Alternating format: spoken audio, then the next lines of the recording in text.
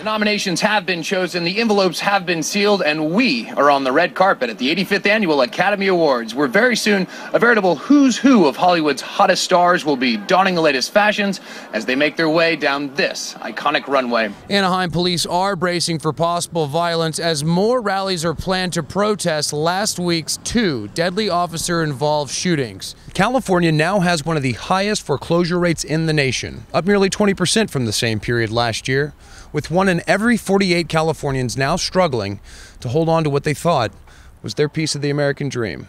24 hours a day, 7 days a week, millions of data centers around the world are ready to respond to the explosion of digital information you or I generate every time we use the internet. And the heat wave continues in the Southland. Temperatures this weekend reaching the triple digits means that if you want to beat the heat, you gotta be smart like these guys and get to the beach. Hoping to level the tablet playing field, manufacturers have introduced the hybrid PC laptop. And like the name suggests, it's a laptop and tablet all in one.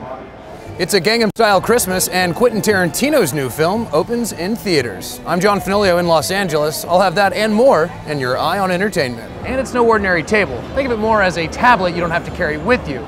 From this smart tabletop, you can browse a menu, surf the web, even pay your bill, all with a touch of a button. Last minute shoppers, have you purchased your presents yet? The clock is ticking. I'm John Fenoglio with the details coming up. Well, just when you thought it was safe to get back in the water, you might want to think twice if you're anywhere near Venice Beach. Last night, a massive great white shark was spotted about 2 miles off the coastline from this very point. But as you can see by how busy it is here today, it has not deterred beachgoers. Comedians both big and small came here to the Laugh Factory on Christmas Day to help the homeless. French actress Emmanuelle Riva is also nominated for Best Actress in the film Amour by Austrian director Michael Haneke. That movie also competing in the Best Foreign Film category. Now, interestingly, Riva is the oldest actress to have been nominated by the Academy, and on Oscars night, she'll be celebrating her 86th birthday. With overall food prices expected to surge 4.5% in the coming year, more and more shoppers are choosing to cut out the middleman and buy direct from local farmers. Anaheim police are bracing for possible violence as more rallies are planned to protest last week's 2 deadly officer-involved shootings. Now, those protests are scheduled to take place here in front of the Anaheim police station later this evening, and protests took place earlier today in front of Disneyland Resort. And if you look behind me, you can see the extent to which the Anaheim PD is preparing themselves for violent protests. They've set up these barricades here. These are called water buffaloes by the fire department. They're filled with water and they're almost unmovable. And if you look across the street, you can see that neighboring businesses and residents have completely boarded up their windows with plywood. I command you to disperse. For the 5th night in a row, chaos and violence on the streets of Anaheim. Hundreds of protesters clashed with police. Dozens of arrests were made.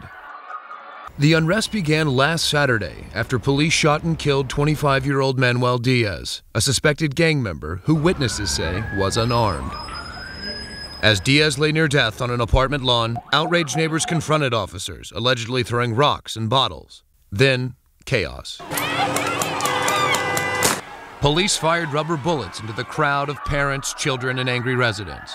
Then, one officer lost control of a police dog, which attacked a man trying to shield his child.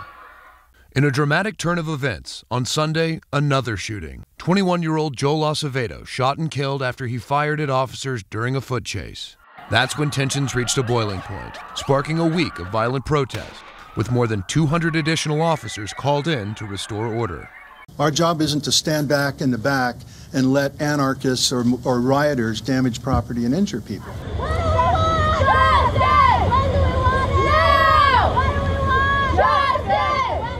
What began as outrage over officers' use of deadly force has evolved into a growing chorus for political change. It's an outcry, and I don't understand it. We want answers, and I don't know why they had to go to such an extreme and use excessive force. It's a shame. Today, calmer demonstrations in front of Disneyland, with many tourists caught off guard by the protests. It was a bit of a surprise because when we visit Disneyland, we don't expect to be dealing with protesters outside the gates. I'm not sure what Disney has to do with what's going on. With millions of visitors each year, Disneyland is the financial backbone of Anaheim. And where there's money, there's power. You have to understand that the city is owned by Disney Corporation, so it's always relevant if you have a major social issue or social problem to address Disney, because Anaheim is Disney Inc. Protesters insist that Anaheim City Council favors the tourism industry over its predominantly Hispanic community. Here in the city of Anaheim, we are a diverse population, and as you can tell, it's many people of color here that we're all coming together because we're tired. We're tired of seeing it being controlled by corporate, and it wants to come back to the people. Anaheim is the largest city in California that still has an at-large voting system. Not all, but much of Anaheim's political power is concentrated in the eastern hillside neighborhoods, home to 4 out of 5 city council members.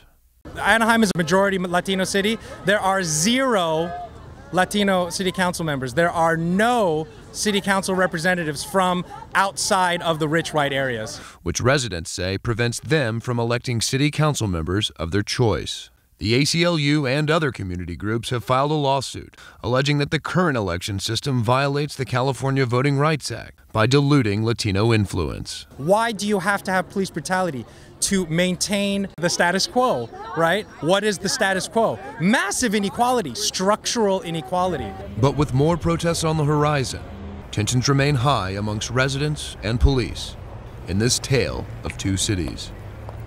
Reporting from Anaheim, I'm John Fenoglio. You might say 3D has trouble seducing most consumers. Despite continued efforts by manufacturers and a drastic drop in prices, sales haven't reached targeted goals. 3D TVs representing just 20% of the overall TV market.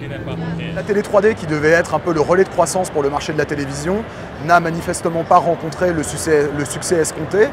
And so, consumers remain skeptical. One of the main obstacles, those pesky glasses that a lot of people just don't want to wear. And as the search for a solution continues, one emerging trend, 3D TVs that don't require glasses at all. I think the problem with 3D has been that the first entry with 3D with glasses came out, and there was all kinds of problems. In addition to the burden of the glasses, the quality of 3D with glasses over 2 years ago wasn't very good. It was rough, it was very expensive, and people used to have the problem with content. It seems as though 3D TV is becoming passé. Sony and Samsung, 2 of the biggest TV manufacturers, have announced that they will focus less on pioneering new 3D technology. 3D was exciting 3 or 4 years ago when we came out with it. Now we've moved on to newer and exciting things like doubling the resolution or the new technology of OLED. In an effort to maintain 3D viability, manufacturers are focusing on improving existing technology.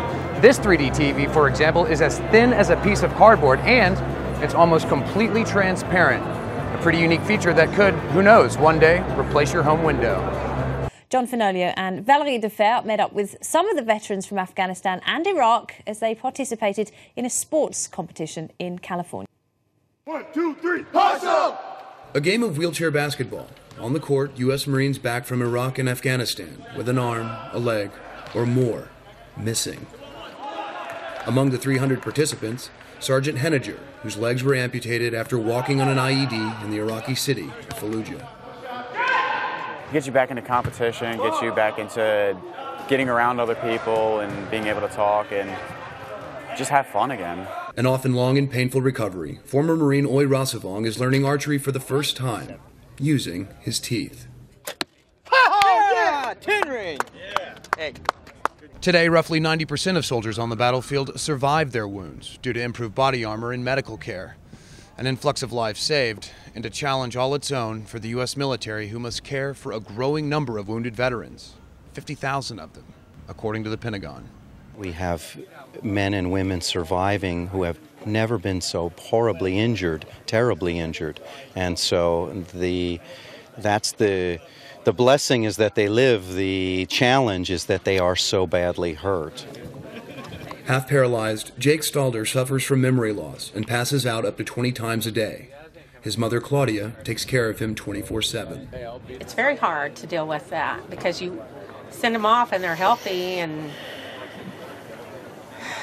in the prime of their life, and then they come back and they're injured or ill.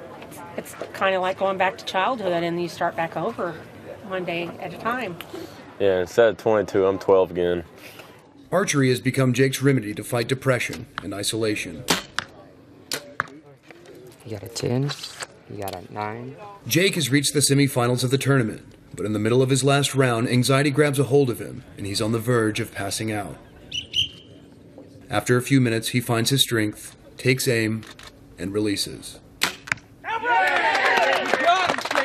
The arrow wins him the bronze medal. I'm proud of you, man. I ain't dead yet, and that can't make me be.